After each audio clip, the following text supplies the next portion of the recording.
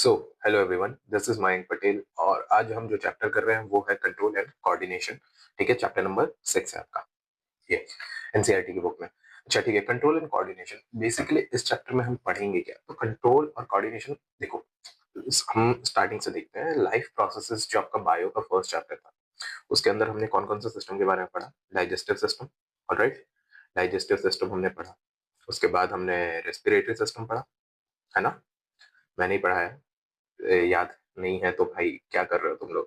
ठीक है, दूसरा था रेस्पिरेटरी सिस्टम, तीसरा था सर्कुलेटरी सिस्टम। ठीक है, आपने ही पढ़ा, मैंने पढ़ाया। ठीक है, सर्कुलेटरी सिस्टम। उसके बाद हमने पढ़ा था एक्सक्रीटरी सिस्टम, है ना।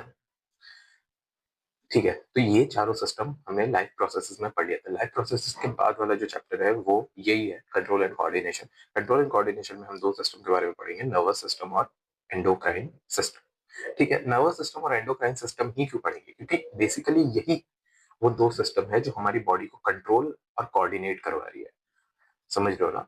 जो हमारी बॉडी को कंट्रोल कौन कर रहा है, तो कौन कर रहा है, तो पता है आपके अंदर एक प्राणी है। ठीक है, आपके अंदर एक एनिमल है, आपके अंदर एक राक्षस है, कह सकते हो, जो आपकी बॉडी को कंट्रोल कर रहा है। देखना चाहोगे और राक्षस कैसा दिखता है, दिखाऊंगा, but photo is little bit disturbing, है ना। तो थोड़ा सा अपने दिल को थाम के बैठना। ठीक है, चलिए दिखाते हैं। तो ये है, ठीक है, this is the animal which is controlling you. It is inside of you and me also. ठीक है, ये देखो यहाँ पे ये क्या है, ये है ब्रेन। ठीक है, ये है आईज, और ये इतने सारे सारे नर्व्स गए हुए हैं, और ये सब सब नर्व्स है, और ये है अपना spinal cord. This is spinal cord, है ना। This is brain. आईज तो आपको दिख ही रहा होगा, और ये है इतने सारे नर्व्स। क्या है, नर्व्स, नर्व्स। ठीक है, so this is the animal, how it's looks like. This is controlling you and me by residing in us only, है ना। तो आज अपने वो एनिमल को भी देख लिया जो आपको, आपकी बॉडी को या आपको कंट्रोल कर रहा है।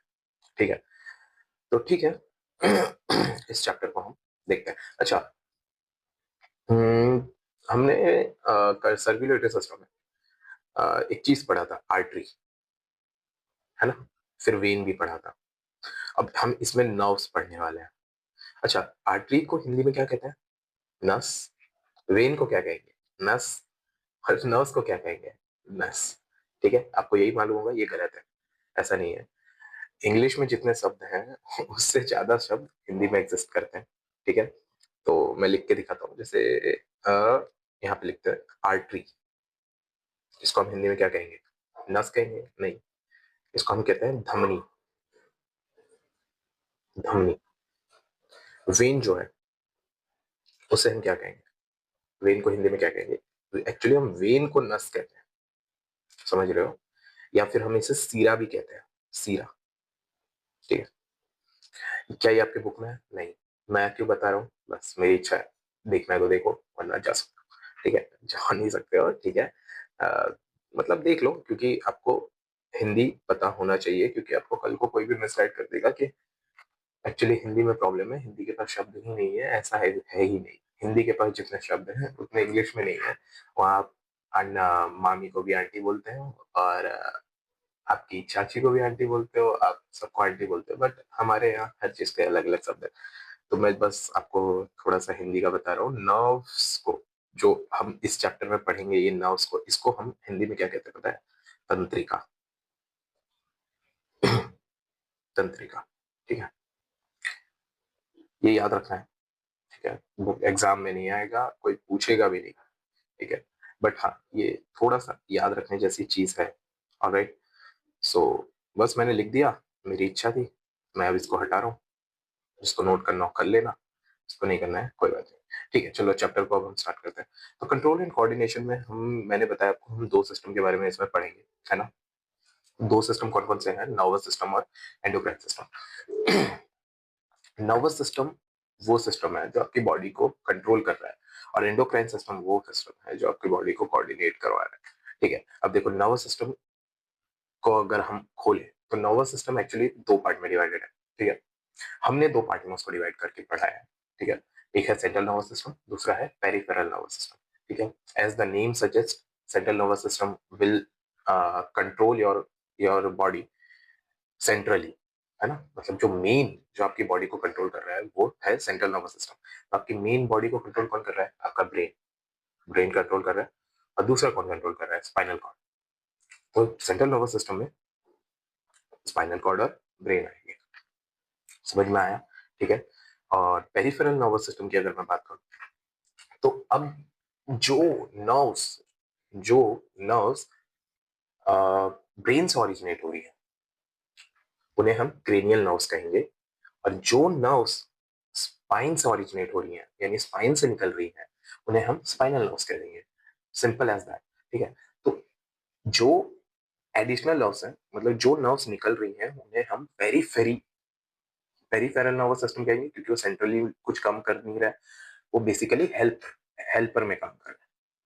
बट जो सेंट्रली काम कर रहा है वो है ब्रेन और स्पाइनल कॉर्ड, उसे हम सीएनएस कहेंगे, यानी सेंट्रल नर्वस सिस्टम। और जो सेंट्रली काम नहीं कर रहा है, जो कि ब्रेन से या तो ऑरिजिनेट हो रहा है या स्पाइन से ऑरिजिनेट हो रहा है, उसे हम पेरिफेरल नर्वस सिस्टम कहेंगे। ठीक है।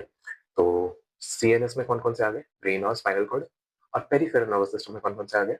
ब्रेन से निकलने वाले क्रेनियल नर्व्स और स्पाइन से निकलने वाले स्पाइनल नर्व्स। Got it? याद रहेगा? ठीक है।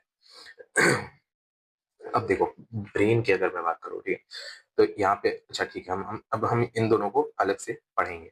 ठीक है। यहाँ पे एंडोक्राइन सिस्टम में आपको ब्रेन को, अभी मैं ये जो इतनी चीजें हैं, ये आपको जब मैं ब्रेन समझा रहा हूँ तभी आप समझ लोगे। ये मैंने बस यहाँ पे ऐसे लिख दिया ताकि आपका ये चार्ट कंप्लीट हो जाए। एंडोक्राइन सिस्टम में हम, आपकी बुक में नौ नौ एंडोक्राइन सिस्टम गिवन है। ठीक है। जिसमें हाइपोथैलेमस है, पिट्यूटरी है, पीनियल है, थायराइड है, पैराथायराइड है, थाइमस है, एड्रिनल है, पेनक्रियाज है, टेस्टिस और ओवरीज है। ठीक है। हम सबको देखेंगे जितना आपकी एनसीईआरटी की बुक्स में गिवन है। मैं बुक के बाहर का एक वर्ड यूज नहीं करूंगा और न बुक के अंदर का एक वर्ड भी छोड़ूंगा। ठीक है। सो स्टार्ट करते हैं। यहाँ से अब हम नर्वस सिस्टम को अंदर ब्रीफली पढ़ने जा रहे हैं। ठीक है। तो नर्वस सिस्टम, एनिमल का हम नर्वस सिस्टम देखेंगे। ठीक है। बेसिकली एनिमल में भी अगर मैं आपको मोर स्पेसिफिक कहूं तो हम ह्यूमन नर्वस सिस्टम पढ़ने जा रहे हैं, है ना। ठीक है। कोई भी सिस्टम, ठीक है, कोई भी सिस्टम, ऑर्गन सिस्टम किससे बनता है? ऑर्गन से बनता है। ऑर्गन किससे बनता है? टिश्यू से बनता है। ओके। मैं ये चीज आपको लिख के बताता हूँ, हालांकि मैं इस चीज को बहुत बार बता चुका हूँ, फिर भी मैं बता देता हूँ कि ऑर्गन सिस्टम कहीं ना कहीं ऑर्गन से मिलके बन रहा होगा, है ना। और जो ऑर्गन है वो टिश्यू से मिलके बनता है। टिश्यू जो है वो सेल से मिलके बनता है। करेक्ट? मैं यहां तक सही हूँ? ठीक है। आई होप सो मैं सही हूँ, है ना। अगर आपको, ठीक है, देखते हैं। तो अब यहाँ पे देखो, तो ये जो नर्वस सिस्टम है वो ऑर्गन सिस्टम के लेवल पे आएगा। अब जो टिश्यू के लेवल पे है, नर्वस सिस्टम किससे मिलके बन रहा है? तो नर्वस टिश्यू से मिलके बन रहा है। किससे मिलके बन रहा है? नर्वस टिश्यू से मिलके बन रहा है। नर्वस टिश्यू भी तो एक सेल से मिलके बन रहा होगा, तो वो सेल का नाम क्या है? नर्व सेल, है ना। नर्व सेल, नर्व सेल, या फिर उसको हम न्यूरॉन्स भी कहते हैं। ठीक है, न्यूरॉन्स भी। ये फंक्शनल यूनिट है। ठीक है। कोई भी सेल, जैसे सेल हमारी बॉडी का फंक्शनल यूनिट है क्योंकि वो सेल्यूलर लेवल पे है, ठीक उसी तरह कोई भी सेल किसी भी सिस्टम का फंक्शनल यूनिट होता है। जैसे आपने किडनी पढ़ा होगा तो नेफ्रॉन पढ़ा होगा, ये किडनी का फंक्शनल यूनिट था कि नहीं था? है ना, फंक्शनल यूनिट था। ठीक है। अब आप कहोगे कि यहाँ पे मैंने किडनी और नेफ्रॉन ही क्यों लिख रखा है? क्योंकि नेफ्रॉन और न्यूरॉन, इससे बहुत लोग कंफ्यूज हो जाते हैं। ठीक है। नेफ्रॉन किडनी के टर्म में यूज होता है, न्यूरॉन नर्वस के टर्म में यूज होता है। ठीक है। अगर आप मतलब मैं क्या बोलूं, बहुत लोगों, जो लोग मेडिकल फील्ड्स में गए हैं वो लोग भी, अगर उनको आप कहोगे कि नेफ्रॉन, तो उनके दिमाग में कहीं ना कहीं कितनी बार न्यूरॉन की फोटो आती है। तो आपको ये डाउट कभी नहीं रखना है, nephron is a different thing, जो कि मैंने आपको एक्सक्रीशन वाले में पढ़ाया था, और neuron is a different thing. ठीक है। आई होप सो याद रहेगा आपको। ठीक है। तो न्यूरॉन की अब हम बात करते हैं तो न्यूरॉन का हम पहले स्ट्रक्चर देखते हैं। ये न्यूरॉन का स्ट्रक्चर है। न्यूरॉन में बेसिकली 3 स्ट्रक्चर है। सेल बॉडी यानी जो सेल की मेन बॉडी है, this is main body, okay. तो ये है सेल बॉडी। सेल बॉडी, उसके बाद डेंड्रॉन और उसके बाद axon. What is dendron? Dendron आज दिस, ठीक है। डेंड्रॉन ये है और एक्सॉन ये है। ये पूरा एक्सॉन है ना? ये पूरा एक्सॉन है ना? ध्यान रहेगा, ठीक है। देखो, cell body this is dendrites and this are axons. This are nodes of Ranvier, this are nodes of Ranvier, ठीक है। वो आपके आप में नहीं है तो नहीं जानेंगे हम नोड्स ऑफ रेनवीर क्या है, भूल जाओ, ठीक है। तो अब देखो डेंड्राइट्स क्या होता है ना, यहाँ से सिग्नल्स आते हैं। न्यूरॉन का बेसिकली काम क्या है? न्यूरॉन का काम है सिग्नल को एक जगह से दूसरी जगह तक पहुंचाना। जितने भी इलेक्ट्रिकल सिग्नल हो या केमिकल सिग्नल हो, उसे एक जगह से दूसरी जगह पहुंचाना, है ना? तो वो सिग्नल को रिसीव कौन करेगा सेल के अंदर? तो रिसीव करने वाला जो है वो है डेंड्रॉन, और उस सिग्नल को सेंड कौन करेगा? वो है एक्सॉन। ठीक उसी तरह के जो इसे हम याद रखेंगे जिस तरीके से हमने आर्टरीज और वेन्स को याद रखा था। आर्टरीज में ए आता है, ए यानी अवे फ्रॉम हार्ट। ठीक उसी तरीके से एक्सॉन में ए आता है, ए यानी अवे फ्रॉम नर्व या अवे फ्रॉम सेल बॉडी, ठीक है। तो एक्सॉन का काम है सेल बॉडी से दूर ले जाना सिग्नल्स को, जबकि नर्व डेंड्राइट का काम है नर्व के पास लाना, ये सेल बॉडी के पास लाना सिग्नल्स को। याद रहेगा, ठीक है। तो देख लो, डेंड्रॉन यानी टुवर्ड्स द सेल बॉडी और एक्सॉन यानी ए यानी अवे फ्रॉम सेल बॉडी, ठीक है। अब हम इस एरिया को जूम करेंगे, है ना? देखो, इस एरिया को जूम इन कर रखा है। ये जो दोनों फोटोज है ना, ये आपके बुक के ही है। अगर आप एनसीईआरटी खोल के कभी गलती से पढ़ लेते हो, है ना, गलती से ही पढ़ोगे, ठीक है। देखते हैं, तो जूम हमने किया है ये वाले रीजन को। अब देखो यहाँ पे हो क्या रहा है। यहाँ पे पहले तो ये नर्व्स की एंडिंग्स है। तो पहले हमने क्या किया, इस एरिया को जूम मारा है और यहाँ पे हमने फिर इस एरिया को जूम किया है, ठीक है। दोनों को समझेंगे, रुक जाओ। पहले पहले ये देखो, ये एक्सॉन आता हुआ दिख रहा है आपको, ठीक है। This is axon. ये क्या है? ये मसल फाइबर है ना? This is what? This is muscle fibre and this is capillaries. Capillary ये दिख रहा है आपको, है ना? ये कैपिलरी है, ओके। तो कैपिलरी क्या करती है? कैपिलरी उसको ब्लड प्रोवाइड कर रही होगी, मतलब क्योंकि सबको ब्लड की एट द एंड रिक्वायरमेंट है, ठीक है। कैपिलरी को हम यहाँ पे डिस्कस नहीं करने हैं। हम मसल फाइबर को और एक्सॉन, और ये देखो, ये न्यूरोमस्कुलर जंक्शन। न्यूरोमस्कुलर जंक्शन यानी क्या है? न्यूरोमस्कुलर जंक्शन या फिर आप इसको सिनैप्स भी कह सकते हो। यानी ये होता क्या है ना कि ये देखो, ये इस एरिया को मैंने जूम कर रखा है, तो इस एरिया में ये जो है ये नर्व एंडिंग है ना? Nerve ending. और ये है, ये मसल सेल है। दिस इज मसल फाइबर, ठीक है। अब जो ये दोनों के बीच में जो जगह है, ये दोनों के बीच में ये जो जगह है ना, नहीं, इससे हम कहते हैं न्यूरो। न्यूरो यानी नर्व, मसल, मस्कुलर यानी मसल, जंक्शन यानी दोनों का मिलने वाला जंक्शन, मिलने वाला पॉइंट, ठीक है। तो इसे हम सिनैप्स भी कहते हैं, है ना? इसे हम सिनैप्स भी कहते हैं। तो अब देखो यहाँ पे हो क्या रहा है। हाँ, तो यहाँ पे देखो, तो इस रीजन से, तो अब होगा क्या, सिग्नल डेंड्राइट्स के थ्रू, देखो सिग्नल डेंड्राइट्स के थ्रू एक सेल बॉडी के न्यूक्लियस पे जाएंगे। न्यूक्लियस इसके एक्सॉन के थ्रू नर्व एंडिंग्स में भेज देगा। नर्व एंडिंग में आने के बाद सिग्नल्स यहाँ पे आएंगे और यहाँ पे सिग्नल ऐसे छूट जाएंगे in a form of acetylcholine. Acetylcholine, नहीं नहीं याद रखेंगे हम इसे, ठीक है। गलती से मेरे मुंह से निकल गया। एसिटाइल कोलिन आपको याद नहीं रखना है क्योंकि ये वर्ड आप में दिया हुआ ही नहीं है। बेसिकली ये उस केमिकल का नाम है जिस केमिकल के थ्रू ना ये सिग्नल एक्सचेंज होते हैं, नहीं याद रखना, ठीक है।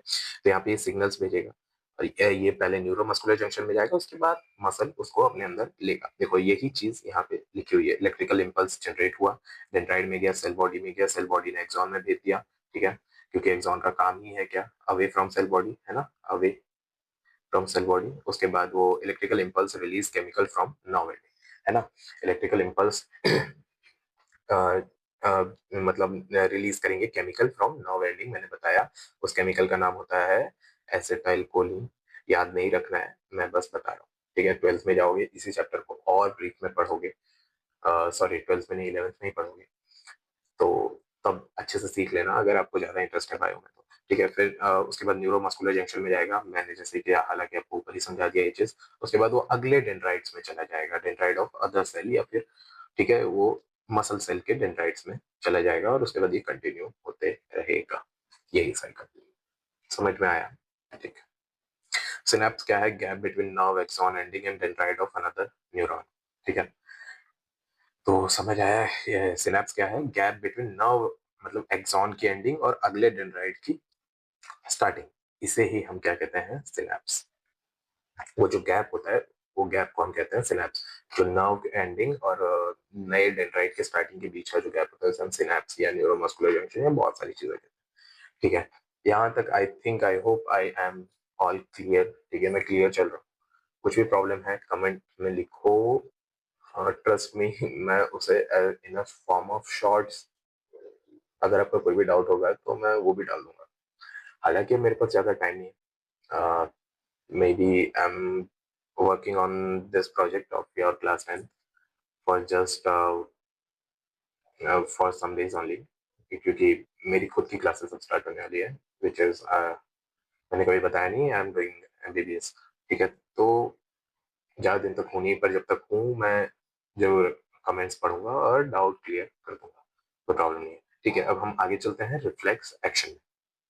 यहाँ पे अब हम रिफ्लेक्स एक्शन का अब मैं टॉपिक दिया हुआ है। रिफ्लेक्स एक्शन का टॉपिक आपने आई थिंक छोटी क्लासेस में भी पढ़ रखा है ना। रिफ्लेक्स क्या है? रिफ्लेक्स एक्शन है,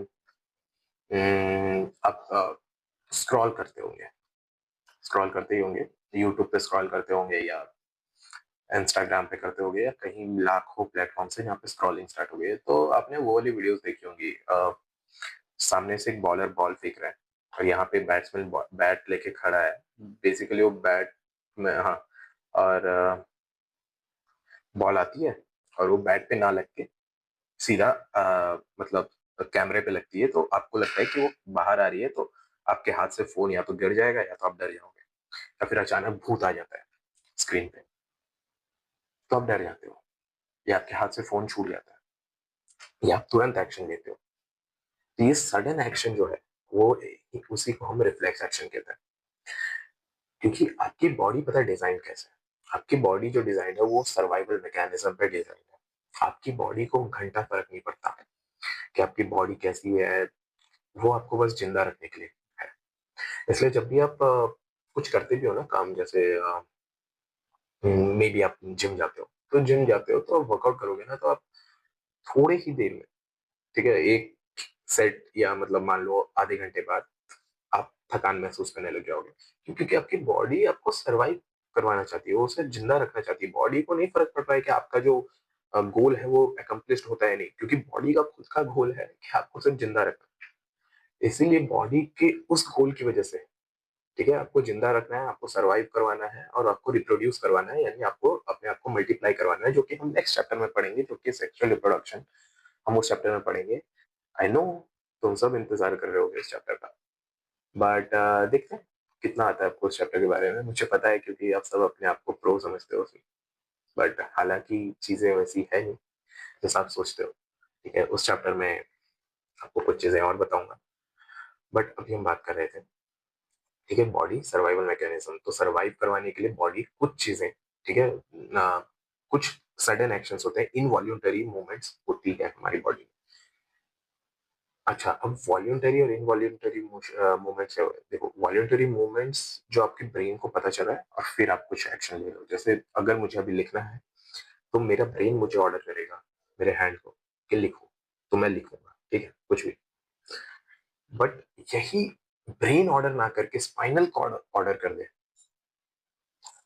तो क्या होगा? अच्छा, पहले ये समझो कि स्पाइनल कॉर्ड है क्या। स्पाइनल कॉर्ड क्या है? अच्छा अच्छा अच्छा, हाँ ये रह गया नहीं स्पाइनल कॉर्ड। देखो देखो देखो, जितने भी नर्व्स आ रहे हैं, जितने भी नर्व्स आ रहे हैं ना, ये दिख रहे हैं आपको नर्व्स आते हुए, ये सब पहले स्पाइनल कॉर्ड में मिल रहे हैं, सब आके पहले स्पाइनल कॉर्ड में मिल रहे हैं और उसके बाद वो ब्रेन में पहुंच रहे हैं, मतलब पूरी बॉडी के नर्व्स जितने भी आ रहे हैं वो पहले स्पाइनल कॉर्ड में मिलते हैं और उसके बाद वो जाके ब्रेन में जाते हैं। तो स्पाइनल कॉर्ड को हम इसीलिए सेंट्रल नर्वस सिस्टम कहा गया है, क्योंकि पहले समझो कि बहुत सारे वायर्स हैं, ठीक है, बहुत सारे वायर्स हैं जो ऐसे आ रहे हैं और ये एक पाइप में आके मिल रहे हैं, ठीक है, और अब ये पाइप जाके ब्रेन में मिल रहा है। समझ में आ रहा है? ठीक है, तो दिस इज स्पाइनल कॉर्ड, है ना। तो इनवॉल्यूंटरी मूवमेंट्स की जो मैं बात कर रहा था, ठीक है, तो देखो होगा क्या। देखो अब आपको एक रिफ्लेक्स आर्क से आपको ये पूरा चीज समझ में आ जाएगा। रिफ्लेक्स आर्क क्या है कि रिफ्लेक्स हो रहा है तो पूरा घटना ये रिफ्लेक्स आर्क में लिखा हुआ है। जैसे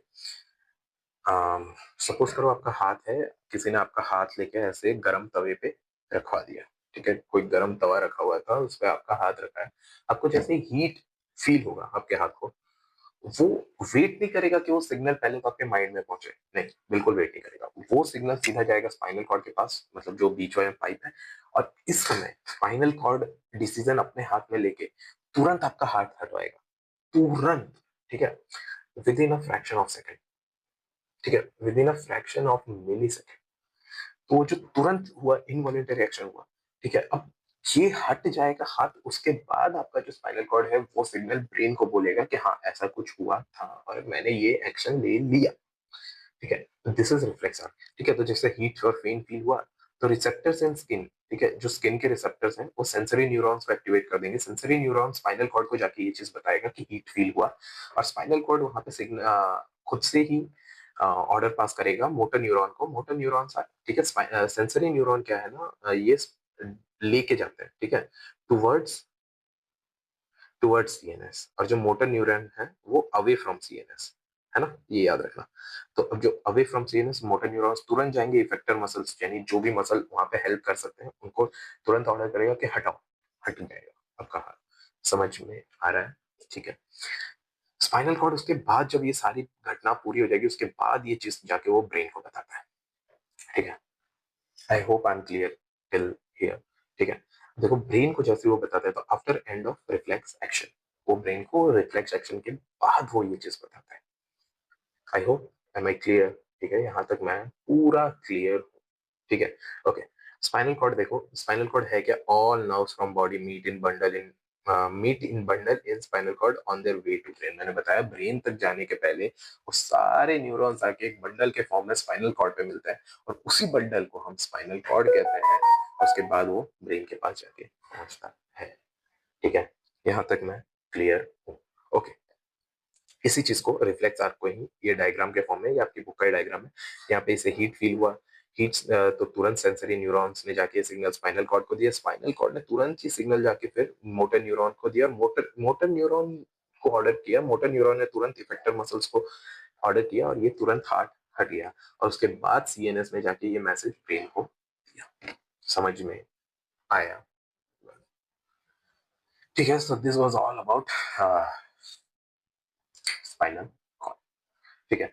अब हम यहाँ पे कुछ रिसेप्टर्स के बारे में पढ़ेंगे, ठीक है। रिसेप्टर्स होते क्या है? तो receptors are specialised tips of some nerve cells that detect the information from environment, ठीक है। स्पेशलाइज्ड टिप्स जो होते हैं नर्व सेल्स के, जो है ना कुछ इंफॉर्मेशन को डिटेक्ट करते हैं एनवायरनमेंट से, ठीक है, उन्हें हम रिसेप्टर्स कहते हैं, ठीक है। रिसेप्टर्स हमारे बेसिकली सेंस ऑर्गन में प्रेजेंट होते हैं। हमारे कौन कौन सा सेंस ऑर्गन है हमारी बॉडी में? 5 सेंस ऑर्गन है, ईयर, आई, नोज, ठीक है, क्योंकि आंख से हम देखते हैं, आईज, ईयर से हम खान सुनते हैं, आईज से हम देखते हैं, ठीक है, उसके बाद स्किन से हम फील करते हैं, नोज से हम सूंघते हैं, और टंग से हम खाते हैं या बोलते हैं, या मतलब टंग से हम बेसिकली टेस्ट को सेंस कर पाते हैं, ठीक है। यहाँ पे आपकी बुक में दो चीज का दो रिसेप्टर्स के नाम दिए हुए, ओल्फैक्टरी रिसेप्टर और गस्टैटरी रिसेप्टर्स। गस्टैटरी रिसेप्टर्स आपके टंग में मिलते हैं, ठीक है, और ओल्फैक्टरी रिसेप्टर्स जो आपको सूंघने में काम आते हैं वो आपको नोज में मिलते हैं। स्किन आपका लार्जेस्ट ऑर्गन है ना? स्किन आपका लार्जेस्ट ऑर्गन है। अच्छा मैं गलत हूँ? अच्छा अच्छा, हाँ मैं गलत हूँ। आपके आपके दिमाग में आ रहा होगा कि लिवर तो क्या है ना, आपने तो लिवर पढ़ रखे हैं। नहीं, एक्चुअली आपने गलत नहीं पढ़ रखा, आपको गलत याद है। एक्चुअली लार्जेस्ट ग्लैंड जो है वो लिवर है, और लार्जेस्ट ऑर्गन जो है वो स्किन, याद रहेगा, ठीक है। ये भी आपकी बुक में नहीं गिवन है, ये भी एक्स्ट्रा इन्फॉर्मेशन था, इसलिए आपको ये चीज मेरे नोट्स में नहीं मिलेगी। मेरे नोट्स जो आपको एंड में मिलता है ना, उसमें जितनी चीजें लिखी है वही इंपॉर्टेंट है, उसके सिवा कुछ इंपॉर्टेंट नहीं है, ठीक है। ऑलराइट, यहाँ पे अब हमने स्पाइनल कॉर्ड को आई थिंक अच्छे से कंप्लीट कर लिया, अब हम ब्रेन को समझेंगे, ठीक है। ब्रेन को तो फॉर बॉयज है ना, ब्रेन कहाँ लोकेटेड है पहले हम वो देखते हैं। ब्रेन लोकेटेड है आपके स्कल के अंदर जो यहाँ पे है ना, ठीक है। कुछ लोगों में ब्रेन हालांकि अभी थोड़ा सा म्यूटेशन के कारण ब्रेन आपके ये पैरों के पास, मतलब ये जो घुटने हैं वहां पे भी मिल रहे हैं। I think I am one of them, ठीक है। तो ब्रेन को अब हम पढ़ते हैं। ठीक है, देखो ब्रेन को देख लो, ठीक है। ब्रेन में बेसिकली 3 पार्ट है, 4 ब्रेन है ना, 4 ब्रेन, जिसमें हम सेरेब्रम आ जाएगा हमारा। फिर दूसरा है मिड ब्रेन, ठीक है, ये फर्स्ट है। अच्छा लाओ यार लिख देते हैं, this is first, this is second mid brain, और तीसरा है hind brain, this is third, ठीक है। ठीक है, 4 ब्रेन, मिड ब्रेन और hind brain, this is main. ये क्या है, दिस इज सेरेब्रम, अबे यार, this is this is cerebrum है ना, दिस इज सेरेब्रम। ये जो ऐसे ऐसे ऐसे ऐसे दिख रहा है ना, ये क्या है, ये सेरेब्रम। ये स्कल है, मैंने बताया, जिसके अंदर ब्रेन पाया जाता है। This is mid brain, this is hind brain. Hind brain में बेसिकली 3 पोर्शन है, पोन्स, मेडुला और सेरेबेलम, और यहाँ से ये स्पाइनल कॉर्ड यहाँ से स्टार्ट हो जाता है। This is cerebellum which is also known as छोटा दिमाग, हिंदी में बोलते हैं, जो पीछे होता है। दिस इज ये होता है, ये सेरेबेलम, ठीक है। दिस इज मेडुला और दिस इज पोन्स रीजन। ये है आपका पिट्यूटरी ग्लैंड, जिसे हम अभी आगे और डिटेल में पढ़ेंगे, और ये है आपका हाइपोथैलेमस, जिसे भी हम अभी और डिटेल में पढ़ेंगे। ऑलराइट, तो देखो मैंने बताया आपको ह्यूमन ब्रेन में 3 पोर्शन है, फॉर ब्रेन, मिड ब्रेन और हाइंड ब्रेन।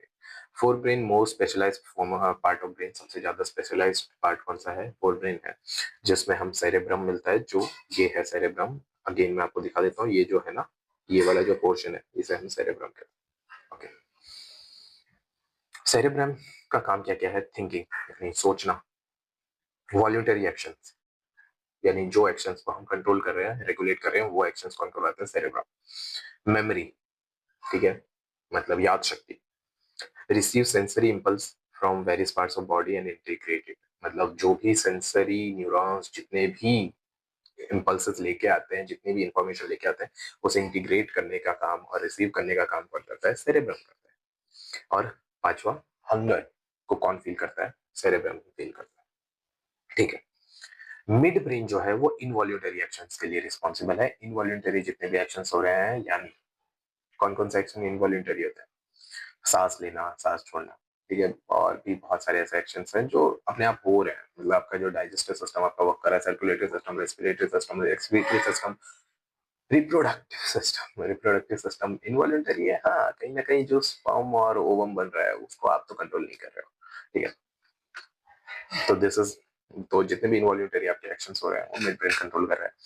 हाइंड ब्रेन की अगर हम बात करते हैं, तो hind brain, okay, hind brain में सेरेबेलम, मेडुला और पोन्स, ये 3 पोर्शन है। सेरेबेलम छोटा दिमाग, जिसे हम कहते हैं हिंदी में, ये आपके पोस्चर और बैलेंस ऑफ बॉडी को, बैलेंस ऑफ बॉडी बनाने के लिए आपका जो पोस्चर है उसको रेगुलेट करता है, ठीक है। प्रिसीजन ऑफ वॉल्यूंटरी एक्शन, किस प्रिसीजन के साथ आप वॉल्यूंटरी एक्शन को कर रहे हो, यानी एक होता है कि वॉल्यूंटरी एक्शन को कंट्रोल कौन कर रहा है, सेरेब्रम, पर सेरेबेलम उसकी प्रिसीजन को डिसाइड करता है। प्रिसीजन यानी जैसे आप लिख रहे हो तो ये वॉल्यूंटरी एक्शन है, बट लिखने की जो चीज को लिख कितने प्रिसाइजली रहे हो वो सेरेबेलम रेगुलेट करता है, समझ में आया। तो जब आप अल्कोहल कंज्यूम करते हो, ठीक है, जब आप लिकर लेते हो, लिकर कंज्यूम करते हो, तो आपका सेरेबेलम को अफेक्ट करता है, जिसकी वजह से बॉडी का पोस्चर कंट्रोल में नहीं रहता, ठीक है। मेडुला जो है मेडुला भी इनवॉलेंटरी एक्शंस को कंट्रोल करता है, जैसे BP, salivation, BP blood pressure मैंने आपको सर्कुलेटरी सिस्टम में पढ़ाया था, अच्छे से हमने डिस्कस किया था। सेलिवेशन यानी सलाइवा बनने की जो प्रोसेस है उसको भी ये मेडुला ही कंट्रोल करता है। मेडुला पूरा नाम है मेडुला ऑब्लोंगेटा, ठीक है। और तीसरा है वॉमिटिंग, इसको भी कौन रेगुलेट करता है? मेडुला ऑब्लोंगेटा, ठीक है। फिर तीसरा है पॉन्स, ये भी इनवॉलेंटरी एक्शंस को रेगुलेट करता है, जैसे कि रेस्पिरेशन, है ना। ओके, मैं यहाँ तक टोटली क्लियर हूँ। ओके, ब्रेन बॉक्स यानी क्रेनियम, ब्रेन बॉक्स जिसके अंदर ब्रेन रखा हुआ है, जिस बॉक्स के अंदर, उसे क्रेनियम कहते हैं। वो क्या करता है? ब्रेन को प्रोटेक्ट करता है, सिंपल सी बात है। वो क्या करेगा? प्रोटेक्ट ही करेगा। ये कैसा है? Fluid filled balloon for soft absorption, इसके अंदर थोड़ा फ्लूइड फिल्ड है, ताकि कभी भी आपको इस तरह से चोट वोट लग गए तो पहले तो स्कल बचा लेगा, और दूसरा है कि अंदर जो शॉक को एब्जॉर्ब करने के लिए फ्लूइड भरा हुआ है, लिक्विड भरा हुआ है, जो उस शॉक को एब्जॉर्ब करेगा, पूरे में इवनली डिस्ट्रीब्यूट करके वो उसको एब्जॉर्ब कर लेगा, ठीक है। तो this was all about brain box और क्रेनियम, ठीक है। Vertebral column protect spinal cord. अच्छा, वर्टिब्रल कॉलम जो है ना, स्पाइनल कॉर्ड को भी, जैसे ब्रेन को बचाने के लिए ब्रेन बॉक्स या फिर क्रेनियम प्रेजेंट है, वैसे स्पाइनल कॉर्ड को कौन प्रोटेक्ट करता है? Vertebral column. बहुत लोग वर्टिब्रल कॉलम को स्पाइनल कॉर्ड के साथ वो कर लेते हैं, मतलब दोनों को सेम समझ लेते हैं, बट ऐसा नहीं है। स्पाइनल कॉर्ड एक पाइप गई हुई है, एक नर्व्स गई हुई है, नर्व का बंडल है, और उसके ऊपर जो हड्डियां लगी हुई है, जो उस स्पाइनल कॉर्ड को प्रोटेक्ट करने के लिए, वो है वर्टिब्रल कॉलम, ठीक है। Okay, so am I clear till here? ठीक है, कोऑर्डिनेशन। अब नर्वस टिश्यू और मस्कुलर टिश्यू कोऑर्डिनेट कैसे करेंगे हम, वो देखते हैं, ठीक है। स्टिमुलस जनरेट हुआ, वो पहले तो सेंस ऑर्गन, किसी भी सेंस ऑर्गन से कुछ स्टिमुलस जनरेट हुआ होगा, या फिर आपने कुछ देखा, या फिर आपने कुछ टेस्ट किया, या फिर आपने कुछ सुना, या फिर आपने कुछ सूंघा, ठीक है, या फिर आपने कुछ फील किया। इसी से तो स्टिमुलस जनरेट होगा, और किससे होगा? ठीक है, स्टिमुलस आपको फील तभी होगा जब आपके पास सेंस ऑर्गन्स होंगे, ठीक है। आपके पास आंख ही नहीं होगा, अब आपके सामने कोई डांस कर रहा है, आपको घंटा फर्क पड़ेगा। Please don't mind my language, ठीक है। तो आपको कुछ फर्क नहीं पड़ेगा, है ना। देखो, सेंस ऑर्गन, तो सेंस ऑर्गन सेंसरी नर्व्स के थ्रू सीएनएस के पास वो इंफॉर्मेशन को पहुंचाएंगे। सीएनएस में कौन उसको रिसीव करेगा? कौन रिसीव करेगा? सेरेब्रम, सेंसरी नर्व, अभी मैंने पढ़ाया ऊपर, सेरेब्रम रिसीव करेगा, ठीक है। इंफॉर्मेशन रिसीव्ड एंड प्रोसेस, ठीक है। उसको प्रोसेस भी कौन करेगा? सेरेब्रम ही करेगा। डिसीजन बनाएगा और रिस्पॉन्स जनरेट करेगा। रिस्पॉन्स को लेके कौन जाएगा? मोटर न्यूरॉन, सिंपल सी बात है। मोटर न्यूरॉन उसको लेके जाने के बाद वो मसल को देंगे उस इंफॉर्मेशन को। उसके बाद रीअरेंजमेंट ऑफ मसल प्रोटीन, उसके बाद मसल के पास जो भी इंफॉर्मेशन गया है, मसल उस हिसाब से एक्ट करेगा, और मसल छोटा हो जाएगा। समझ में आ रहा है? ठीक है, यानी मसल को छोटा होने का अगर डिसीजन बनाया हो, और डिसीजन में ही इंफॉर्मेशन ही वही गया था कि मसल को छोटा होना है, तो मसल उस हिसाब से एक्ट करेगा, ठीक है। यहाँ पे कुछ चीज हाईलाइट है। Muscle cell have special protein that change both their shape and their arrangement in cell in response to nervous electrical impulse, ठीक है। When this happens, new arrangement of this protein give the muscle cells a shorter form, ठीक है।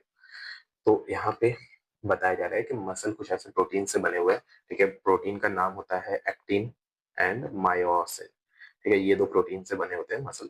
हालांकि आप में ये नहीं, नाम नहीं गिवन, ठीक है, बट ये दोनों प्रोटीन से बने होते हैं, और यही दो प्रोटीन मसल के शॉर्टनिंग और लेंथनिंग के लिए रिस्पॉन्सिबल होते हैं, ठीक है। तो वही चीज यहाँ पे लिखी हुई है कि यही प्रोटीन उन्हें कंट्रोल करती है, ठीक है। वही चीज लिखी हुई है, ठीक है। अब यहाँ पे हम टाइप्स ऑफ कम्युनिकेशन पढ़ेंगे, कि यानी वो जो इम्पल्स है, मैंने बताया था ना, दो टाइप के इम्पल्स होते हैं, केमिकल इम्पल्स, इलेक्ट्रिकल इम्पल्स, ठीक है। तो वो जो न्यूरॉन्स को जो सिग्नल्स मिल रहे हैं, डेंड्राइट्स के पास जो सिग्नल आ रहे हैं, सेल बॉडी में आ रहे हैं, और सेल बॉडी उसी सिग्नल को एक्सॉन में भेज के आगे ट्रांसफर कर रहा है। तो सिग्नल होते किस टाइप के? तो दो टाइप के सिग्नल होते हैं, इलेक्ट्रिकल कम्युनिकेशन और केमिकल कम्युनिकेशन, ठीक है। इलेक्ट्रिकल कम्युनिकेशन आकर इन nervous system, fast and limited, ठीक है, और ये एंडोक्राइन सिस्टम के थ्रू होता है। केमिकल वाला जो कम्युनिकेशन है ना, वो एंडोक्राइन सिस्टम के थ्रू होता है, जो कि अभी हम आगे पढ़ने वाले हैं, ठीक है। और ये जो इलेक्ट्रिकल कम्युनिकेशन वो नर्वस सिस्टम के थ्रू होता है।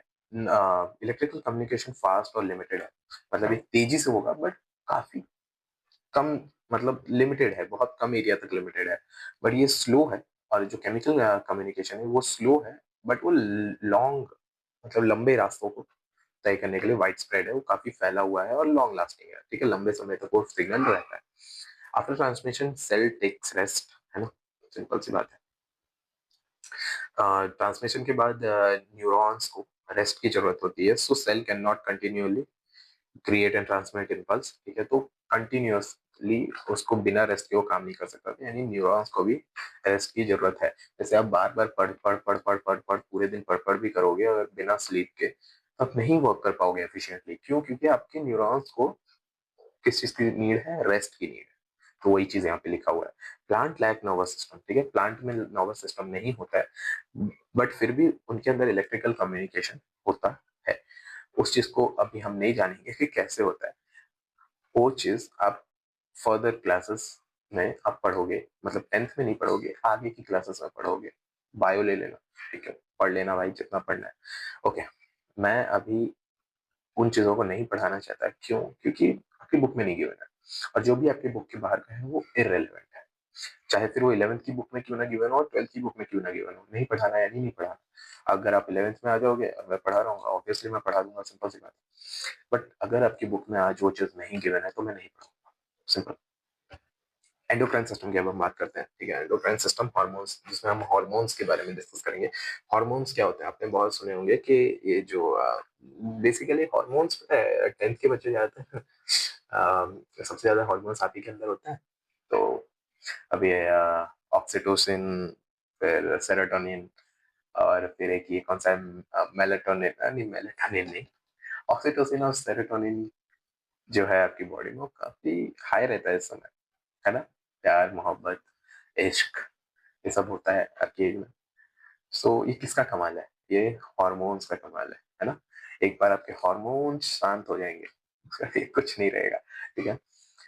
अ, आपकी एज की मैं क्या बात कर रहा हूँ, हमारी एज में भी ये चीज रहता है। मतलब जब तक देखो, होता क्या है, आपकी बॉडी की जो टॉप प्रायोरिटी है, मैंने आपको पहले ही बताया, वो है सर्वाइवल एंड रिप्रोडक्शन। जैसे ही आपको रिप्रोडक्शन करने मिल रहा है, जैसे ही आपको रिप्रोडक्शन का मौका मिल रहा है, ठीक है, आपकी बॉडी की नीड्स फुलफिल हो रही है, आपकी बॉडी का जो एकदम हाईएस्ट फॉर्म ऑफ प्लेजर था वो आपको फील हो रहा है, उसके कारण आपकी बॉडी को लगता है कि आप जिस चीज के लिए जन्म लिए थे, आपकी वो रिक्वायरमेंट आपकी फुलफिल हो गई, आपकी बॉडी की जो टॉप नीड थी वो फुलफिल हो गई। अब वो किसी भी फॉर्म में आप उसको फुलफिल करके दे रहे हो, इन आइदर बॉडी को नहीं पता कि वो रियल सेक्सुअल कांटेक्ट है भी या नहीं, बट अगर आप उसको किसी भी फॉर्म में फुलफिल कर रहे हो, तो आपकी बॉडी को क्या लगेगा कि आपका जो टॉप प्रायोरिटी था, जो कि रिप्रोडक्शन, क्योंकि रिप्रोडक्शन करना बहुत ही हाई लेवल की बात है और top highest form of pleasure है, उससे हाईएस्ट फॉर्म ऑफ प्लेजर है ही नहीं। तो जैसे ही आपको वो मिलना स्टार्ट होता है, तो आपकी बॉडी उस हिसाब से रिएक्ट करना स्टार्ट होती है। उसके बाद आपकी बॉडी ग्रोथ बंद हो जाती है धीमे धीमे, ठीक है। आपके माइंड, सबसे पहले आपका माइंड का ग्रोथ होना बंद हो जाता है, आपके आईक्यू की ग्रोथ होना बंद हो जाती है, क्योंकि जो बॉडी को चाहिए था आपने दे दिया। बॉडी को तो लगेगा कि उसने तो जो जो पाने आया था उसे मिल गया। आपकी बॉडी क्यों ग्रोथ करेगी? अब आपका माइंड भी क्यों ग्रो करेगा? कि आपने तो उसको हाईएस्ट फॉर्म ऑफ प्लेजर दे दिया, वो जिस चीज के लिए जन्म लिया था उसका तो गोल कंप्लीट हो गया लाइफ का। इसीलिए कहते हैं कंट्रोल योर अर्जेस, है ना। अर्जेस आएंगे, उन्हें कंट्रोल करना है, कोई फालतू काम नहीं करना है, ठीक है। टाइम आएगा जब आपको लगे कि आपने लाइफ में वो पॉइंट अचीव कर लिया है, तब रिप्रोडक्शन करो, कोई प्रॉब्लम नहीं है अभी। और जितने भी ये सूडो सेटिस्फैक्शन है, you know what I am talking about, उनको तो बहुत ज्यादा अवॉइड करो। एक टाइम पे जो रियल वाला है ना, it is much much better than the pseudo satisfaction, ठीक है। हालांकि ये चीज मुझे अगले चैप्टर में डिस्कस करनी थी, बट मैंने यहाँ पे डिस्कस कर दिया क्योंकि हॉर्मोन्स की बात है, ठीक है। ठीक है, चलो अब हम हॉर्मोन्स देखते हैं। हॉर्मोन्स होता क्या है? Chemical substance which coordinate activities of living organism and also their growth, है ना। हार्मोन्स क्या है? केमिकल है, ठीक है, जो पूरी बॉडी को कोऑर्डिनेट करवाता है लिविंग ऑर्गेनिज्म से, है ना। पूरी बॉडी को कोऑर्डिनेट करता है, पूरी बॉडी की सारी एक्टिविटीज को कोऑर्डिनेट एक साथ करवाता है लिविंग ऑर्गेनिज्म के अंदर, और उसकी ग्रोथ को भी करवाता है। ये काम है हार्मोन का, ठीक है।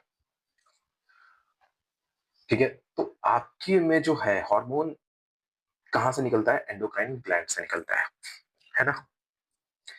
क्या सिर्फ एंडोक्राइन ग्लैंड से निकलता है? नहीं, एक्सोक्राइन ग्लैंड से निकलता है, बेसिकली वो ग्लैंड से निकलता है। आपकी आपकी बुक में सिर्फ एंडोक्राइन ग्लैंड के बारे में ही स्पेसिफिकली गिवन है, तो मैं सिर्फ यहाँ पे एंडोक्राइन ग्लैंड ही डिस्कस करने वाला हूँ, मैं और कोई ग्लैंड डिस्कस नहीं करूँगा।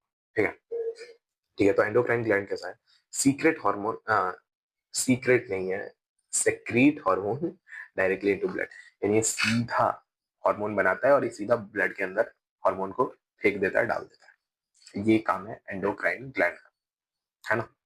मतलब अगर एंडोक्राइन ग्लैंड जैसे पिट्यूटरी है, वो एक एंडोक्राइन ग्लैंड है, तो पिट्यूटरी यहाँ पे प्रेजेंट है। पिट्यूटरी के अंदर ग्रोथ हार्मोन सेक्रेट होता है, अब जो आपकी पूरी ग्रोथ, बॉडी की ग्रोथ के लिए रिस्पॉन्सिबल होता है, उसे अब आपकी बॉडी से ग्रोथ करवाना है। कैसे करवाएगा? उसने पिट्यूटरी ने ग्रोथ हार्मोन सिक्रीट किया, अब वो ग्रोथ हार्मोन वहां जहां पे सिक्रीट हुआ उससे मतलब क्या है, उसको तो पूरी बॉडी में पहुंचाना पड़ेगा, क्योंकि उसको पूरी बॉडी का ग्रोथ करवाना है। तब वो पूरी बॉडी में पहुंचाएगा कैसे? तो वो ब्लड के अंदर डाल देगा। अब वो ब्लड पूरी बॉडी में घूमता है, अब ब्लड जिधर जिधर भी ग्रोथ की रिक्वायरमेंट होगी, जहां जहां भी, वहां पे वो उस हार्मोन को पहुंचा देगा। समझ में आया? ओके। ये मेल और फीमेल डायग्राम दिया हुआ है, आपकी बुक का ही है, देख लो। पिट्यूटरी ग्लैंड मैंने जो बताया है ना, मेल फीमेल दोनों में प्रेजेंट है इस एरिया में, है ना। दूसरा कौन सा है? Pineal gland. Pineal gland, pineal gland भी आपके ब्रेन में प्रेजेंट है, ठीक है। पीनियल ग्लैंड एक्चुअली जो कहते हैं ना कि क्या कहते हैं उसे, जिसे मतलब जीवन की सच्चाई पता चल जाती है, बुद्ध या फिर जो भी संत महात्मा होते हैं। अरे यार, मुझे वो वर्ड याद नहीं आ रहा और टर्म याद नहीं आ रहा है, मतलब जिसे मतलब कहा जाता है कि स्पिरिचुअलिटी में जो हाईएस्ट फॉर्म है, ब्रह्म तत्व मिल गया हो ऐसा, तो वो कमाल पीनियल ग्लैंड का है, जिसने अपने पीनियल ग्लैंड को कंट्रोल कर लिया, ठीक है। उसे कहते हैं कि वो अलग अलग डायमेंशंस को एक्सप्लोर कर पाता है, क्योंकि अभी आप जिस डायमेंशन में जी रहे हो वो है थर्ड, थ्री डायमेंशन। राइट, और अगर आपको अलग, तो पीनियल ग्लैंड पे कंट्रोल करने का ट्राई वो लोग बेसिकली करते रहते हैं, जितने भी इंडिया में सेंट्स हैं। और ठीक है, हाइपोथैलेमस, ठीक है। हाइपोथैलेमस के बारे में भी हम ब्रीफली देखेंगे। हाइपोथैलेमस की भी लोकेशन देख लो, ठीक है। फिर यहाँ पे आते हैं हम थायराइड ग्लैंड, जो कि आपके ये वाले एरिया में प्रेजेंट होता है ना। उसके बाद पैराथायरॉयड ग्लैंड, है ना, जो थायराइड ग्लैंड के जस्ट पीछे प्रेजेंट होता है। फिर थाइमस ग्लैंड, हार्ट के जस्ट नीचे प्रेजेंट होता है, ठीक है, बीनीथ द हार्ट। फिर ये एड्रीनल ग्लैंड, जो किडनी के ऊपर प्रेजेंट होता है, जो एड्रीनलिन सिक्रेट करने के लिए रिस्पॉन्सिबल होता है। एड्रीनलिन फाइट और फ्लाइट हार्मोन, एक बार ये हार्मोन एक्टिवेट हो गया, उसके बाद इंसान सुपर ह्यूमन बन जाता है, ह्यूमन सुपर ह्यूमन बन जाता है ना। एड्रीनलिन ग्लैंड, एड्रीनलिन ग्लैंड का कमाल आपने बहुत जगह देखा होगा। एड्रीनलिन ग्लैंड, इसके कमाल मतलब मैं क्या बताऊं, बहुत सारे वीडियोस देख जाएंगे आपको, बहुत सारे। और इंडियन हिस्ट्री में तो इसके मतलब धड़ल्ले से एग्जांपल्स हैं। मतलब गले कटने के बाद भी लड़ते रहते हैं लोग, वो क्यों? वो एड्रेनलिन हार्मोन का कमाल होता है। इंसान मरने के बाद भी जिंदा रहता है। एड्रेनलिन ग्लैंड आपको इस हद तक पुश करता है कि आप नॉर्मली आप 1 किलोमीटर भी नहीं दौड़ पाओगे, बट अगर आपके पीछे शेर पड़ जाए तो आपकी बॉडी के अंदर तुरंत एड्रेनलिन हार्मोन सिक्रेट हो जाएगा और आप उस टाइम में 5 किलोमीटर दौड़ जाओगे, वो भी 1 किलोमीटर जितने टाइम में। ये कमाल है एड्रेनलिन ग्लैंड का। जब आर्मी फाइट में जाती है, लड़ने जाती है, तो वो एक इंजेक्शन लेती है, वो एड्रेनलिन का शॉट होता है, ठीक है। पबजी अगर आप खेलते हो या बीजीएमआई खेलते हो, ठीक है, मैंने बहुत पहले खेला है, अभी नहीं खेलता, बट उसके अंदर एक इंजेक्शन आता है, उसके अंदर एड्रेनलिन हार्मोन होता है। सो दिस आर ऑल, ठीक है, मिरेकल्स ऑफ एड्रेनलिन हार्मोन, जो एड्रेनल ग्लैंड सिक्रीट करता है, ठीक है। पेनक्रियाज की हम बात करेंगे। पेनक्रियाज, हालांकि हमने पेनक्रियाज की बात डाइजेस्टिव सिस्टम में भी कर रखी है ना। उसके बाद हम टेस्टिस और ओवरीज, जो कि सेक्स हार्मोन्स है, सेक्स हार्मोन सिक्रीट करते हैं, उसकी भी हम बात करेंगे। यहाँ पे मैंने यूट्रस को कट कर रखा है। यूट्रस भी कुछ हार्मोन सिक्रीट करते हैं, बट यूट्रस के बारे में आपकी बुक में नहीं गिवन है। हालांकि ये चीज तो 12th की बुक में भी बहुत स्मॉल अमाउंट में गिवन है, इसलिए यूट्रस यहाँ पे लिख दिया गया है बट उसे कट ही रख दो क्योंकि यूट्रस नहीं लिखना है आपको, ठीक है।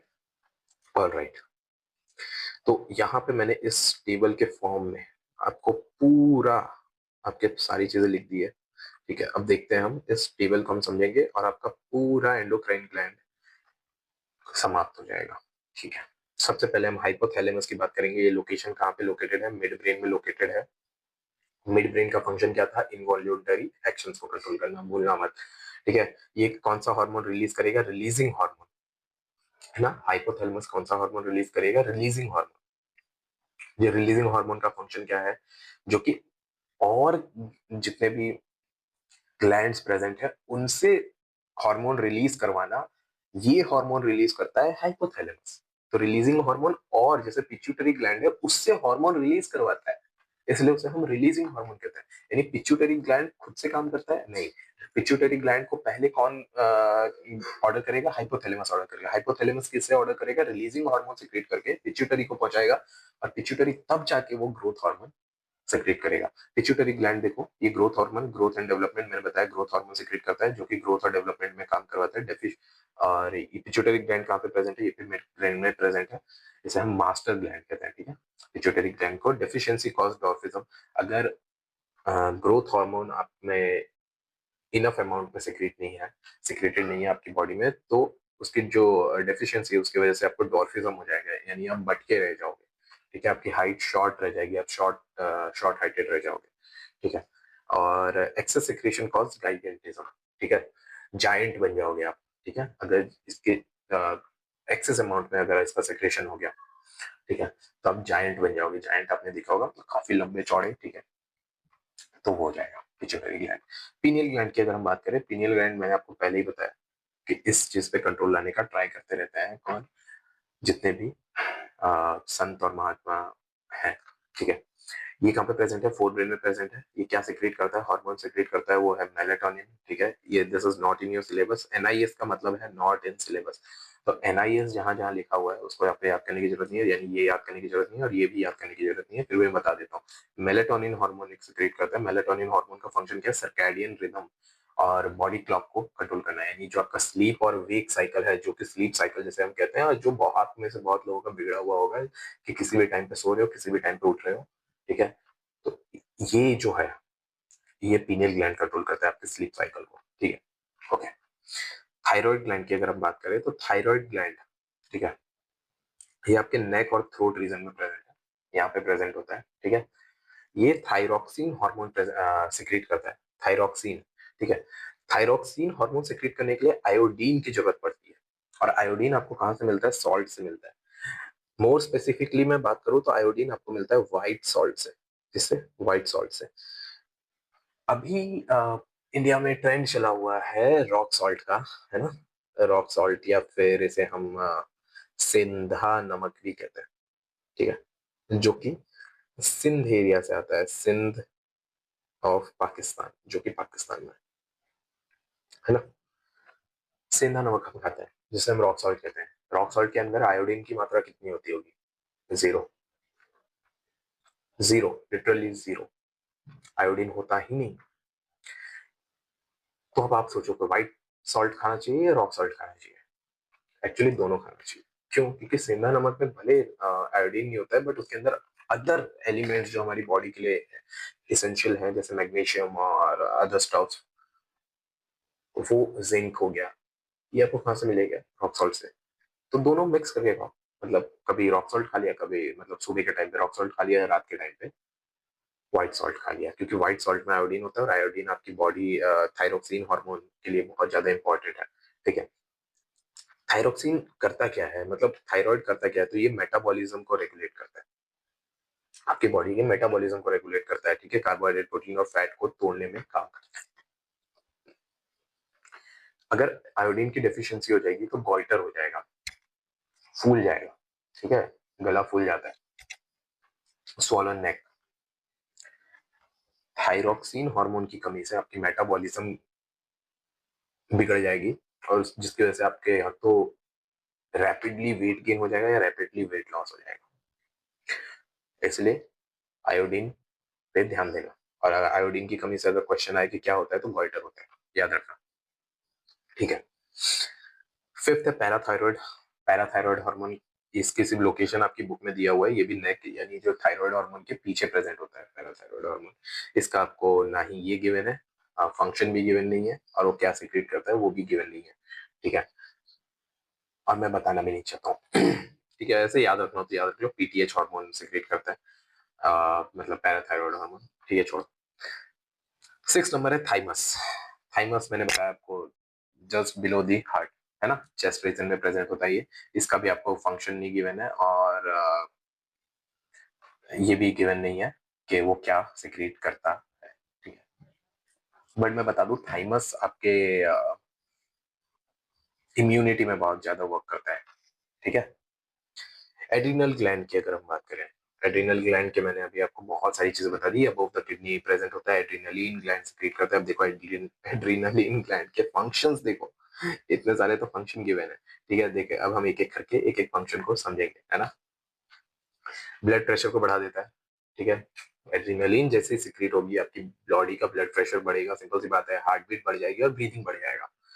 क्योंकि आप एड्रेनलिन आपकी बॉडी में तभी होता है जब आप खतरा महसूस कर पा रहे हो, तब आपकी बॉडी का एड्रेनलिन बढ़ता है।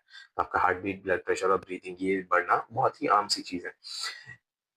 डायफ्राम कॉन्ट्रैक्ट हो जाएंगे, डायफ्राम जो ऐसे डोम शेप में प्रेजेंट होते हैं वो कॉन्ट्रैक्ट हो जाएंगे। ठीक है, rib muscle responsible for fast breathing, और रिब मसल फास्ट ब्रीथिंग के लिए रिस्पॉन्सिबल होते हैं, वो यहाँ पे लिखा हुआ है। Diverts blood to skeletal muscle, जितने भी ब्लड फ्लो है वो सारे तुरंत के तुरंत मसल को भेज दिया जाता है एड्रेनलिन निकलने के साथ ही।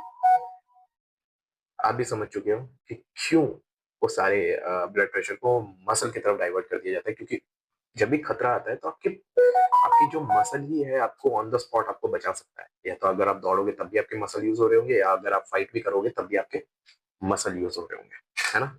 ठीक है, reduction in blood flow to digestive system and skin due to contraction in muscle around small arteries in this organ, है ना। डाइजेस्टिव सिस्टम यानी सारे सिस्टम से, जैसे मतलब डाइजेस्टिव सिस्टम, स्किन से, ये सब जगह से ब्लड फ्लो को रोक लिया जाता है और सबको स्केलेटल मसल को दे दिया जाता है।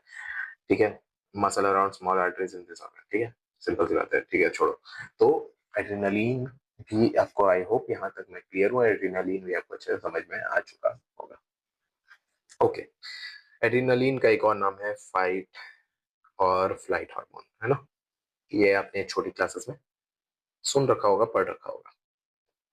ठीक है, ऊपर चलेंगे। पैनक्रियाज की अब हम बात करेंगे। पैनक्रियाज आपने डाइजेस्टिव सिस्टम में भी पढ़ा है, ऑलराइट। तो पैनक्रियाज देखो कहाँ पे प्रेजेंट है, बिलो स्टमक, स्टमक के नीचे प्रेजेंट है ना, जस्ट स्टमक के नीचे।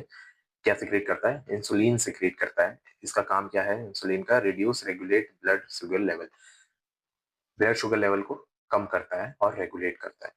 डेफिशिएंसी, अगर इंसुलिन अच्छे से सिक्रेट नहीं होगा तो आपको डायबिटीज हो जाएगी। ठीक है, टेस्टिस और ओवरीज की अब हम बात कर ले, दोनों जेनाइटल एरियाज में प्रेजेंट होते हैं। मेल में जेनाइटल एरिया में प्रेजेंट होता है, टेस्टिस स्क्रोटम में लटक रहे होते हैं। ठीक है, जो मेल जेनाइटल ऑर्गन है पेनिस, उसके नीचे स्क्रोटम में, यानी स्क्रोटम एक पाउच है जिसके अंदर टेस्टिस प्रेजेंट होते हैं। टेस्टोस्टेरॉन, ठीक है, सिक्रेट क्या करता है टेस्टिस, टेस्टोस्टेरॉन। जो टेस्टोस्टेरॉन, ये भी एक मिरेकल हार्मोन है,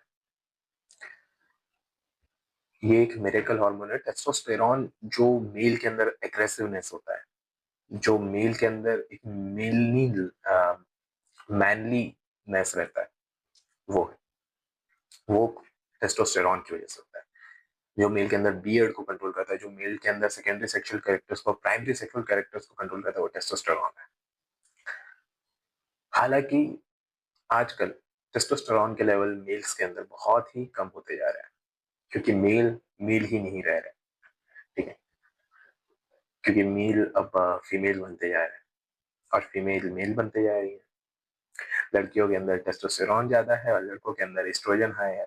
ठीक है, this is the new world, है ना, क्या कर सकते हैं, कुछ नहीं। ठीक है, छोड़ो, उस एरिया में हम नहीं जाएंगे। चेंजेस एसोसिएटेड विद प्यूबर्टी, ठीक है, प्यूबर्टी में सेक्सुअल मैच्योरिटी लाता है टेस्टोस्टेरॉन। एस्ट्रोजन, अच्छा, ओवरीज क्या कहाँ पे प्रेजेंट होती है, लोअर एब्डोमेन, फीमेल्स के अंदर लोअर एब्डोमेन में प्रेजेंट होता है, यानी एब्डोमेन के अंदर प्रेजेंट होता है। मेल में ये बॉडी के बाहर प्रेजेंट होता है, फीमेल में ओवरीज जो है वो बॉडी के अंदर प्रेजेंट होता है, लोअर एब्डोमेन एरिया में। ठीक है, एस्ट्रोजन और प्रोजेस्टेरॉन दो हार्मोन सिक्रीट करता है ओवरीज। ठीक है, काम क्या करता है? Development of female sex organ, simple सी बात है, फीमेल सेक्स ऑर्गन को डेवलप करवाता है। और रेगुलेट मेंस्ट्रुअल साइकिल, जो फीमेल्स के अंदर पीरियड्स होते हैं उन्हें रेगुलेट भी कौन करता है? एस्ट्रोजन और प्रोजेस्टेरॉन। All right. सो यहाँ आपका एंडोक्राइन ग्लैंड भी कंप्लीट होता है।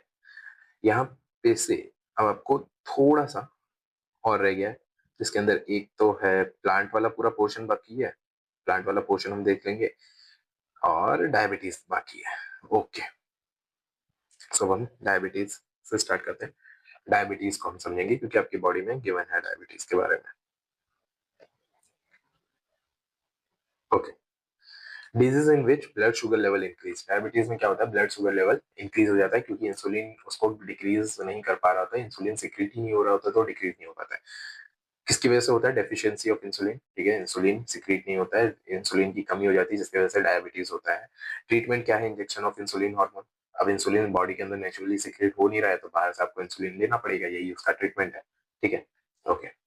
फीडबैक मैकेनिज्म, ठीक है, feedback mechanism make sure that hormone should be secreted in precise quantity eight right time. ठीक है, फीडबैक मैकेनिज्म होता है हमारी बॉडी के अंदर जो हर हार्मोन को चेक करता है, रेगुलेट करता है। ठीक है, कि वो हार्मोन राइट अमाउंट में सिक्रीट हो रहा है और राइट टाइम पे सिक्रीट हो रहा है। कैसे काम करता है वो हम यहाँ देखेंगे। जैसे शुगर लेवल है ब्लड के अंदर, बढ़ गया। ठीक है, शुगर बढ़ गया, आपने कुछ ज्यादा मीठा खाया, आपके ब्लड के अंदर शुगर लेवल इंक्रीज हो गया, तुरंत उसको पेनक्रियास डिटेक्ट करेगा और इंसुलिन सिक्रेट कर देगा। ठीक है, ब्लड शुगर लेवल फॉल, और जैसे ही इंसुलिन सिक्रेट होगा, इंसुलिन पूरे ब्लड शुगर लेवल को कम कर देगा, और जैसे ही ये कम होगा वैसे ही ये ब्लड शुगर लेवल एक नेगेटिव फीडबैक भेजेगा। ठीक है, नेगेटिव फीडबैक भेजेगा। नेगेटिव फीडबैक यानी कि रोक दो, है ना। नेगेटिव फीडबैक ये पैंक्रियास को भेजेगा, और पैंक्रियास तुरंत क्या करेगा? स्टॉप कर देगा इंसुलिन सिक्रीट करना। सो this was all about, so this is all about feedback mechanism. Okay, अब यहां से हम आ गए हैं कोऑर्डिनेशन इन प्लांट्स पे। सो आई होप आपको ह्यूमन वाला पूरा पोर्शन अच्छे से क्लियर होगा। ठीक है, अगर मैं अच्छे से समझा पाया हूँ तो भी कमेंट में बताना, और अगर मैं अच्छे से नहीं समझा पाया हूँ तब भी कमेंट में बताना। नेगेटिव या positive review both are most welcome, है ना। है, तो अब हम कोऑर्डिनेशन इन प्लांट्स देखते हैं। ठीक है, प्लांट के अंदर कैसे कोऑर्डिनेशन होता है। ठीक है, तो मूवमेंट इन प्लांट दो तरीके से होगा। ठीक है, इंडिपेंडेंट ऑफ ग्रोथ, जो चीज ग्रोथ पे डिपेंडेंट नहीं करती, और जो चीज ग्रोथ पे डिपेंड करती है ना। इंडिपेंडेंट ऑफ ग्रोथ को देखें तो ये इमीडिएट रिस्पॉन्स देती है स्टिमुलस को। जैसे ही बाहर एनवायरनमेंट में स्टिमुलस होता है क्या है? सडन चेंज या फिर चेंज इन एनवायरनमेंट, है ना। चेंज इन एनवायरनमेंट, एनवायरनमेंट में कुछ भी चेंज होता है उसे हम स्टिमुलस कहते हैं। ठीक है, तो जैसे ही कुछ भी एनवायरनमेंट में चेंज होता है, अगर इमीडिएट रिस्पॉन्स जो देता है वो इंडिपेंडेंट ऑफ ग्रोथ। ठीक है, ये इमीडिएट रिस्पॉन्स देगा कुछ भी बाहर चेंज होने के कारण। ठीक है, plant use electrical chemical mean to convey information from cell to cell. ठीक है, इलेक्ट्रिकल और केमिकल मीन दोनों यूज करती है प्लांट क्या किस इंफॉर्मेशन को ट्रांसफर करने के लिए। ठीक है, for movement to happen, cell change their shape by changing the amount of water in them, resulting in swelling or shrinking of cell। जैसा कि मैंने फोटोसिंथेसिस में बताया था कि गार्ड सेल कैसे पानी भर लेते हैं तो बंद हो जाते हैं, और निकाल देते हैं तो खुल जाते हैं। ठीक उसी तरीके से मूवमेंट को वैसे ही कंट्रोल किया जाता है। ठीक है, इसके अंदर जैसे इसके कुछ एग्जांपल्स है, dropping of leaves, touch me not plant. ठीक है, टच मी नॉट प्लांट भी देखा होगा आपने, छुई मुई प्लांट जिसका हम छूते हैं तो वो अपने पत्तों को सिकुड़ लेता है। ठीक है, या फिर पत्ते जैसे गिर जाते हैं, पेड़ों से झड़ जाते हैं। तो ये सारे एग्जाम्पल हैं इंडिपेंडेंट ऑफ ग्रोथ के मूवमेंट्स के। अगर हम बात करें डिपेंडेंट ऑन ग्रोथ, अगर हम बात करें डिपेंडेंट ऑन ग्रोथ की, तो ये डायरेक्शनल मूवमेंट होता है।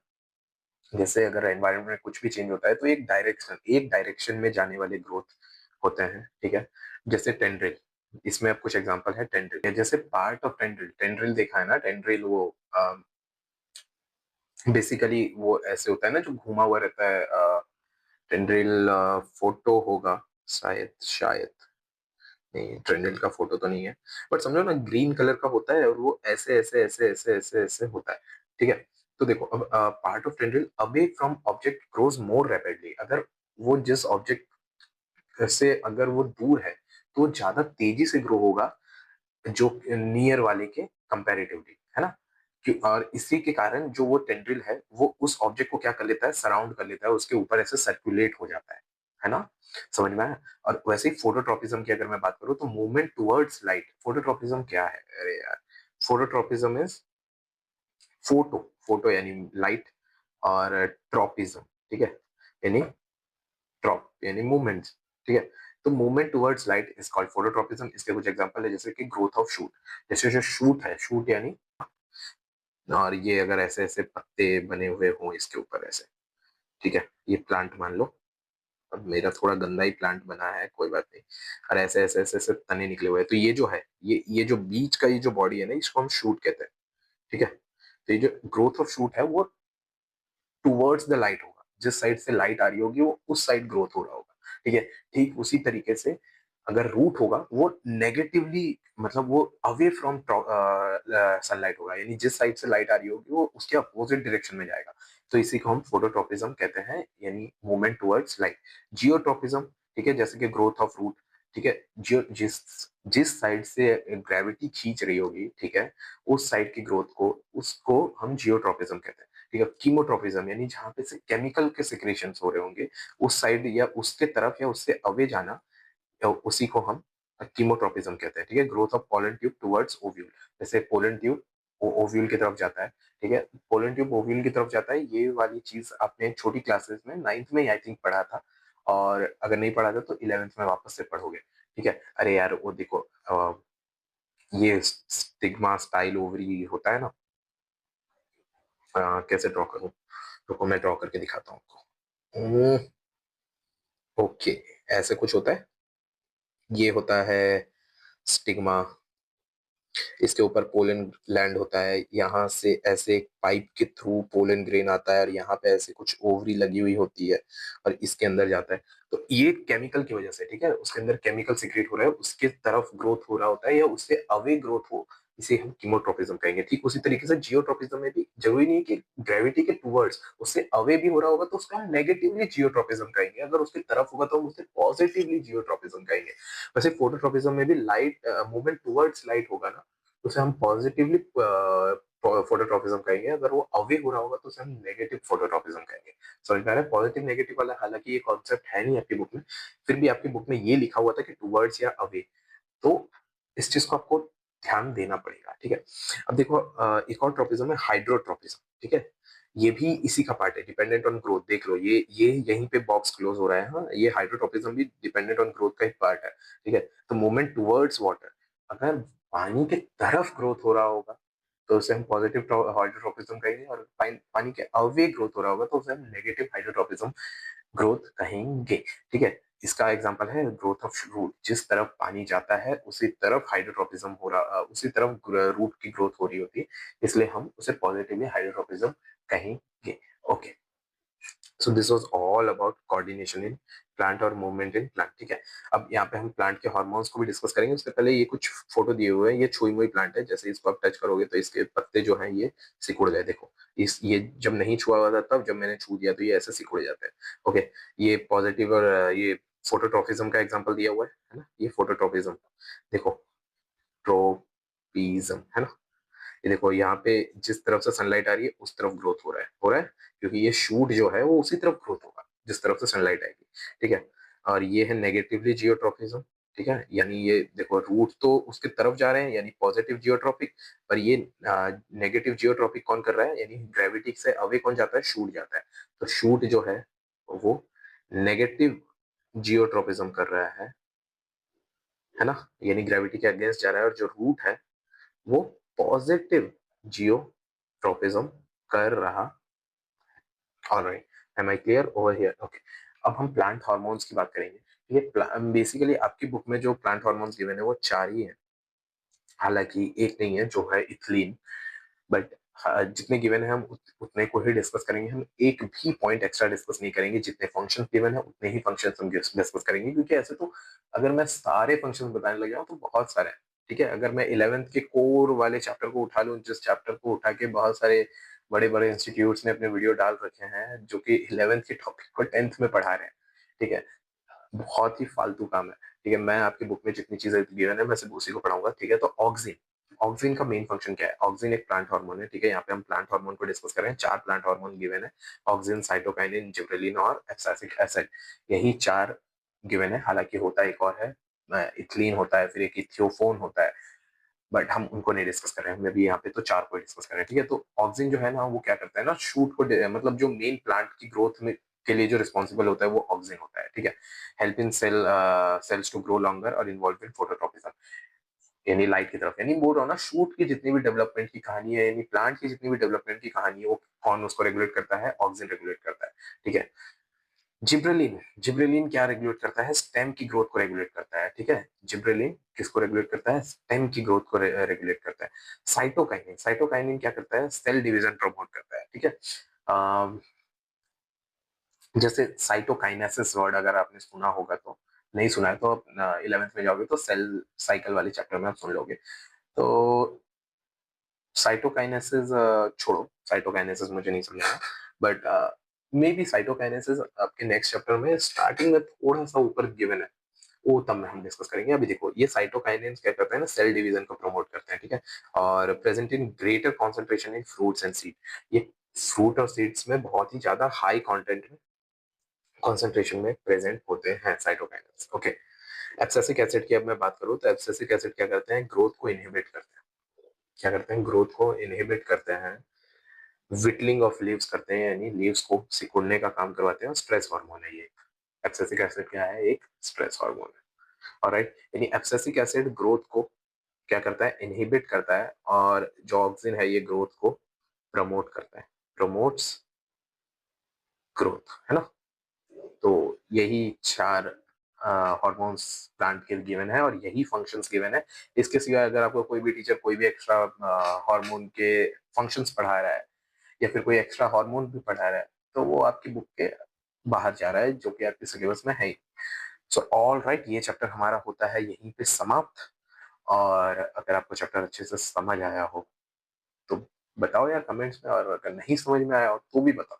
ठीक है, so this was all, and we will meet in the next chapter. This is Mayank Patel signing off.